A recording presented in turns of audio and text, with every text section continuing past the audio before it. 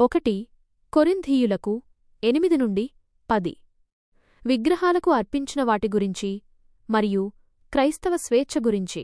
ప్రియమైన దేవుని బిడ్డలారా, ఈ ఉదయం మనం కొరింథులోని విశ్వాసులకు పౌలు వ్రాసిన లేఖలోని ఒక ముఖ్యమైన భాగాన్ని ధ్యానిద్దాం. ఈ భాగం మన దైనందిన జీవితంలో ఎదురయ్యే ప్రశ్నలకు, ముఖ్యంగా విగ్రహాలకు అర్పించిన ఆహారం గురించి, మన స్వేచ్ఛ గురించి మరియు ఒకరికొకరు ఎలా మెలుగుకోవాలో గురించి స్పష్టమైన మార్గాన్ని చూపిస్తుంది. విగ్రహములకు అర్పించిన వాటి గురించి చర్చ. 1 కొరింథీయులకు 8:1-13 పౌలు తన సందేశాన్ని జ్ఞానం గురించి ప్రారంభిస్తాడు. కొందరు విశ్వాసులు, మాకు జ్ఞానముంది కాబట్టి విగ్రహాలకు అర్పించిన ఆహారం తినడం వల్ల మాకు ఎటువంటి హాని లేదు అని అనుకున్నారు. నిజమే, వారికి తెలుసు, ప్రపంచంలో విగ్రహమనేది కేవలం చెక్క, రాయి మాత్రమే. అది నిజమైన దేవుడు కాదు. మనకు ఒక్కడే దేవుడున్నాడు. అయితే పౌలు ఈ జ్ఞానానికి ఒక విలువైన మాటను జోడిస్తాడు. జ్ఞానం ఉప్పొంగజేస్తుంది, కాని ప్రేమ క్షేమాభివృద్ధి కలుగజేస్తుంది. ఉప్పొంగజేయును అంటే గర్వాన్ని కలిగిస్తుంది. మన జ్ఞానం, మనకు అన్నీ తెలుసనే భావన మనల్ని గర్వపడేలా చేయవచ్చు. ఇతరుల బలహీనతలను పట్టించుకోకుండా మన స్వేచ్ఛను ఉపయోగించుకునేలా చేయవచ్చు. కాని ప్రేమ, నిజమైన దైవిక ప్రేమ, మనల్ని ఇతరులను కట్టడానికి, వారి విశ్వాసాన్ని బలపర్చడానికి ప్రోత్సహిస్తుంది. కొంతమంది విశ్వాసులు, ముఖ్యంగా విగ్రహారాధన నేపథ్యం నుండి వచ్చినవారు, విగ్రహానికి అర్పించిన ఆహారం తినడం అంటే విగ్రహారాధనలో పాల్గొనడమే అని భావిస్తారు. వారి మనస్సాక్షి ఇంకా బలహీనంగా ఉంటుంది. మీరు, నాకు జ్ఞానముంది, నేను తినగలను అని భావించినప్పటికీ, మీ ఈ చర్య బలహీనమైన సహోదరుడిని లేదా సహోదరిని అభ్యంతరపరచి వారి విశ్వాసాన్ని దెబ్బతీస్తే అది సరైనది కాదు. మీ స్వేచ్ఛ వేరొకరిని పాపంలోకి నెట్టివేస్తే మీరు క్రీస్తు కొరకు చనిపోయిన వారిని నాశనం చేసినట్లే. అందుకే పౌలు ఇలా ముగిస్తాడు: ఆహారం నా సహోదరునికి అభ్యంతరం కలిగిస్తే నేను నా సహోదరునికి అభ్యంతరం కలగకుండా ఎప్పటికీ మాంసం తినను. ఎంత గొప్ప ప్రేమ, ఎంత గొప్ప త్యాగం! అన్యదేవతకు అర్పించిన వాటిని క్రైస్తవుడు తినవచ్చునా? ఈ ప్రశ్నకు సమాధానం సులభం కాదు. జ్ఞానం ప్రకారం విగ్రహం ఏమీ కాదు కాబట్టి దానికి అర్పించిన ఆహారం దానంతటదే పవిత్రమైనది లేదా అపవిత్రమైనది కాదు. అయితే పౌలు చెప్పదలుచుకున్నది కేవలం ఆహారం తినడం గురించి కాదు, అది ఇతరుల మనస్సాక్షిని ఎలా ప్రభావితం చేస్తుంది అనేదాని గురించి. మీరు ఎవరి సమక్షంలో తింటున్నారు? మీ చర్యలను ఎవరు గమనిస్తున్నారు?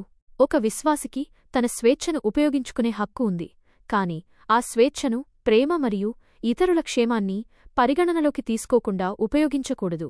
పౌలు యొక్క వ్యక్తిగత ఉదాహరణ. 1 కొరింథీయులకు 9:1-27 తన వాదనకు బలం చేకూర్చడానికి పౌలు తన స్వంత జీవితాన్ని ఉదాహరణగా చూపిస్తాడు. అతను ఒక అపొస్తలుడిగా తన హక్కుల గురించి మాట్లాడతాడు, కాని సువార్త ప్రకటించడానికి తన హక్కులను పరిమితం చేసుకున్నాడు. పౌలు యొక్క హక్కులు. 1 కొరింథీయులకు 9:1-14 పౌలు ఇలా అంటాడు: నేను అపొస్తలుడిని కానా? నేను స్వతంత్రుడిని కానా? నేను ప్రభువైన యేసును చూడలేదా? మీరు నా పరిచర్య ఫలితం కాదా? ఒక అపొస్తలుడిగా పౌలుకు అనేక హక్కులు ఉన్నాయి. అతను జీవనోపాధి కోసం సంఘం నుండి సహాయం పొందవచ్చు. అతనికి విశ్వాసురాలైన భార్యను కలిగి ఉండే హక్కు ఉంది. పని చేయకుండానే జీవించడానికి హక్కు ఉంది, ఎందుకంటే సువార్తను ప్రకటించేవారు దాని ద్వారా జీవించాలనేది దేవుని నియమం. దేవాలయంలో సేవచేసే పూజారులు అక్కడి నుండే జీవనం సాగించినట్లుగానే. పౌలు యొక్క హద్దులు. పౌలు ఈ హక్కులన్నింటినీ విడిచిపెట్టాడు. ఎందుకు? సువార్తకు ఏ అభ్యంతరం కలగకుండా ఉండటానికి. అతను సువార్తను ఉచితంగా ప్రకటించాడు, తద్వారా అది ఎవరికీ భారంగా ఉండకూడదు. అతను ఇలా అంటాడు: నేను సువార్త ప్రకటించడం నాకొక బాధ్యత, నేను ప్రకటించకపోతే నాకు శ్రమ. అతనికి సువార్త ప్రకటించడం ఒక దైవిక పిలుపు, తప్పనిసరి. పౌలు అందర్నీ గెలిపించుకోవడానికి అందరికీ అన్నీ అయ్యాడు. యూదుల కొరకు యూదుడుగా, ధర్మశాస్త్రం క్రింద ఉన్నవారి కొరకు ధర్మశాస్త్రం క్రింద ఉన్నవాడుగా, ధర్మశాస్త్రం లేనివారి కొరకు ధర్మశాస్త్రం లేనివాడుగా, బలహీనుల కొరకు బలహీనుడుగా అయ్యాడు. ఇదంతా ఇతరులకు సువార్తను అందించడానికి తన స్వేచ్ఛను, తన హక్కులను పరిమితం చేసుకోవడమే. అతను క్రీస్తు సువార్తను పంచుకోవడానికి తన శరీరాన్ని కఠినంగా మలుచుకున్నాడు. అంటే తన సొంత కోరికలను అదుపులో పెట్టుకోవడం ద్వారా క్రమశిక్షణతో తన శరీరాన్ని లొంగదీసుకోవడం ద్వారా సువార్త సేవలో సమర్థవంతంగా ఉండటానికి పౌలు చేసిన వ్యక్తిగత త్యాగాన్ని ఇది సూచిస్తుంది. పౌలు కూడా తాను తప్పిపోతానేమో అని భయపడ్డాడు, అంటే దేవుని సేవలో అపాత్రుడిగా మారతానేమో అని. ఇది అతను తన పిలుపును ఎంత తీవ్రంగా తీసుకున్నాడో చూపిస్తుంది. హెచ్చరికలు 1 కొరింథీయులకు 10:1-33. పౌలు ఇశ్రాయేలీల చరిత్ర నుండి ఉదాహరణలను తీసుకుని మనకు తీవ్రమైన హెచ్చరికలు చేస్తాడు. ఇశ్రాయేలీలందరూ మేఘం క్రింద నడిచారు, ఎర్ర సముద్రంలో బాప్తిస్మం పొందారు, ఆత్మీయ ఆహారం తిన్నారు మరియు ఆత్మీయ పానీయం తాగారు. ఇవి బాప్తిస్మానికి మరియు ప్రభువు బల్లకి సాదృశ్యాలు. అయితే వారిలో చాలామంది అరణ్యంలో నశించారు, ఎందుకంటే వారు దేవునికి అవిధేయులయ్యారు. వారు చెడు కోరికలు కోరారు, వారు విగ్రహారాధకులు అయ్యారు. బంగారు దూడ సంఘటన. వారు వ్యభిచారం చేశారు, వారు క్రీస్తును శోధించారు, వారు సనుగుకున్నారు. ఈ సంఘటనలు మనకు గుణపాఠములు. మనకూడా పడిపోకుండా జాగ్రత్తపడాలి. నిలుచుచున్నానని తలంచుకొనువాడు పడకుండునట్లు జాగ్రత్తపడునుగాక. పరుల దోషములో పాలుపొందు ఒక స్పష్టమైన హెచ్చరిక చేస్తాడు. విగ్రహారాధన నుండి పారిపోండి. విగ్రహారాధన అనేది దెయ్యాలకు అర్పించిన ఆహారాన్ని తినడంతో ముడిపడి ఉంటుంది. ప్రభు బల్లలో మనం పాలుపొందడం ద్వారా క్రీస్తు శరీరంలో పాలుపొందుతున్నాం. అదేవిధంగా విగ్రహ విందులలో పాలుపొందడం ద్వారా మీరు అపవిత్ర శక్తులతో సహవాసం చేస్తున్నారు. మీరు ప్రభువు పాత్రను మరియు దెయ్యాల పాత్రను తాగలేరు. మీరు ప్రభువు బల్లలోనూ మరియు దెయ్యాల బల్లలోనూ పాలుపొందలేరు. మీరు దేవునికి కోపం తెప్పించాలనుకుంటున్నారా? దేవుడు అసూయగల దేవుడు.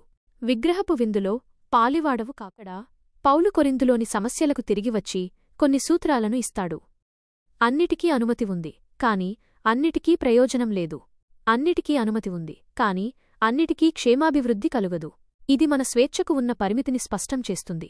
మన స్వేచ్ఛ ఇతరులకు అభ్యంతరకరంగా ఉండకూడదు. మీరు బజారులో కొన్న మాంసం గురించి చింతించాల్సిన అవసరం లేదు. భూమియూ దాని సంపూర్ణతయూ ప్రభువే. అది విగ్రహాలకు అర్పించబడిందా లేదా అని అడగాల్సిన అవసరం లేదు. ఎవరైనా మిమ్మల్ని భోజనానికి ఆహ్వానిస్తే మరియు మీరు వెళ్లాలనుకుంటే మీ ముందు ఉంచబడిన దాన్ని తినండి, మనస్సాక్షి కొరకు ఏమీ అడగకండి. అయితే ఎవరైనా మీకు ఇది విగ్రహాలకు అర్పించినది అని చెబితే అప్పుడు తినకండి. ఎందుకు? చెప్పిన వ్యక్తి మనస్సాక్షి కొరకు. మీ స్వేచ్ఛ మరొకరి మనస్సాక్షి ద్వారా తీర్పు తీర్చబడకూడదు. ఇది మళ్లీ ఇతరుల పట్ల ప్రేమను, వారి భావాలను గౌరవించడాన్ని చూపిస్తుంది. సహోదరుని క్షేమము కోరి నడుచుకుంటూ దేవుని మహిమపరచు. పౌలు యొక్క ముగింపు చాలా స్పష్టంగా ఉంది. కాబట్టి మీరు తిన్నా, త్రాగినా, ఏదైనా చేసినా అంతా దేవుని మహిమ కొరకు చేయండి. ఇది మనం తీసుకునే ప్రతి నిర్ణయానికి ఒక ప్రధాన సూత్రం. మన జీవితంలో ప్రతీదీ దేవునికి మహిమను తీసుకురావాలి. ఇతరులకు అభ్యంతరం కలిగించవద్దు. యూదులకైనా, గ్రీకులకైనా లేదా దేవుని సంఘానికైనా పౌలు తనను తాను ఆదర్శంగా చూపిస్తూ, నేను కూడా అందరినీ అన్ని విషయాలలోనూ మెప్పించడానికి ప్రయత్నిస్తాను. నా సొంత ప్రయోజనాన్ని వెదకను, కాని అనేకుల ప్రయోజనాన్ని, వారు రక్షింపబడాలని అంటాడు. ఈ అధ్యాయాలలో పౌలు మనకు నేర్పిస్తున్నది ఏమిటంటే, క్రైస్తవ స్వేచ్ఛ అనేది ఇతరులను నిర్లక్ష్యం చేస్తూ మనకు నచ్చినది చేయడానికి ఒక అనుమతి పత్రం కాదు. బదులుగా అది ప్రేమచే నియంత్రించబడాలి మరియు ఇతరుల క్షేమాన్ని, రక్షణను, దేవుని మహిమను దృష్టిలో ఉంచుకోవాలి.